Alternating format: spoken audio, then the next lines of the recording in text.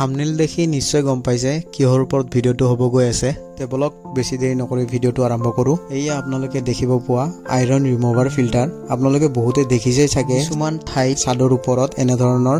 বস্তু এটা দেখিব পাইছে চাগে এইটোৱে হল আইৰন ৰিমুভাৰটো খুলি মেলি কেনে ধৰণে ওয়াশ কৰা হয় আজিৰ ভিডিওটোৰ জৰিয়তে দেখাব চেষ্টা কৰিম আপোনালোকক মোৰ ফালৰ পৰা এটা অনুৰোধ ভিডিওটো শেষলৈকে চাই যান দেখিব পাইছে চাগে আপোনালোকে ইয়াতে পাইপত লগোৱা এমসিল স্ক্ৰুড্ৰাইভাৰেৰে এৰাই আছো কিছুদিন আগত লিকেজ হোৱাৰ বাবে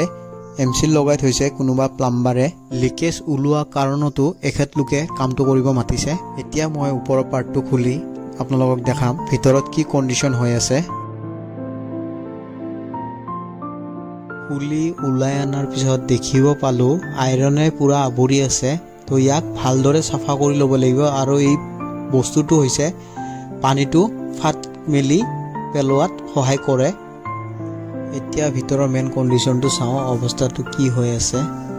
ভিতৰত দেখিব পালো আইৰনৰ গেট এটা পৰি আছে মোৰ হাতত থকা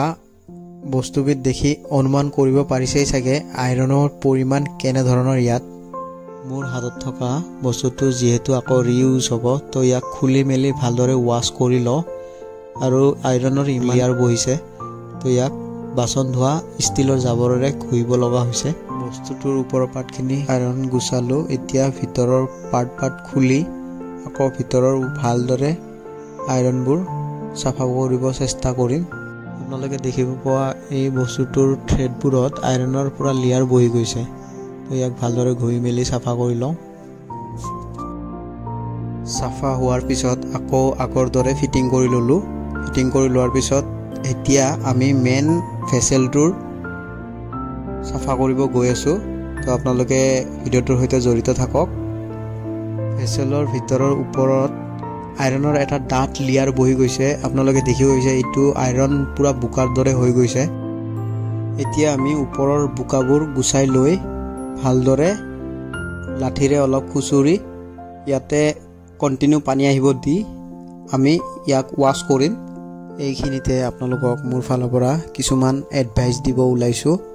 যিসকলে আইৰন ৰিমুভাৰ ফিটিং কৰিম বুলি ভাবি আছে তেখেতলোকৰ বাবে ইম্পৰ্টেন্ট হ'ব বুলি মই ভাবো এতিয়া কথাটো হল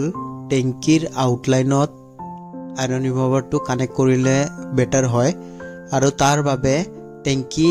হাইটত হ'ব লাগিব আইৰন ৰিমুভাৰৰ ওপৰত থাকিব লাগিব টেংকি আৰু যদি আপোনালোকে মটৰ লাইনৰ পৰা পানীটো ইন কৰি টেংকিত ষ্টক কৰিব বিচাৰে তেনে ক্ষেত্ৰত কিছুদিনটো ভালে চলিব তাৰ পিছত আইৰন বেছিকে জমা হলে মটৰটো জ্বলা সম্ভাৱনা থাকিব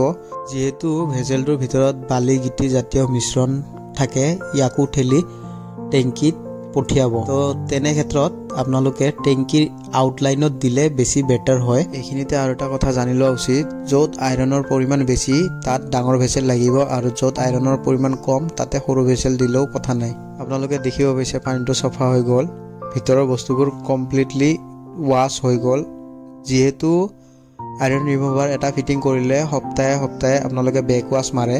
বেক ওয়াশ মাৰিলেও 6 মাহ 1 বছৰৰ পিছত এইবোৰ বস্তু চেঞ্জ কৰিব লগা হয় নহলে এনে ধৰণে সাফা কৰি আৰু কিছুদিন চলাকে কৰি ল'ব পাৰে তো এতিয়া কামখিনি কমপ্লিট ফিনিশ আকৌ আগৰ দৰে ফিটিং কৰি লৈ আমি পানীটো চেক কৰি দিম যেহেতু কিছুমান লিকেজ আছিল ভিডিওটো চাই যদি ভাল পাইছে মোক কমেন্ট কৰি জনাব আৰু এনে ধৰণৰ ভিডিও চাবলৈ মোৰ চেনেলটো সাবস্ক্ৰাইব কৰি ল'ব তো আজিলৈ বাই বাই আকৌ এনে ধৰণৰ নতুন ভিডিও লৈ আপোনালোকৰ মাজলৈ আহিম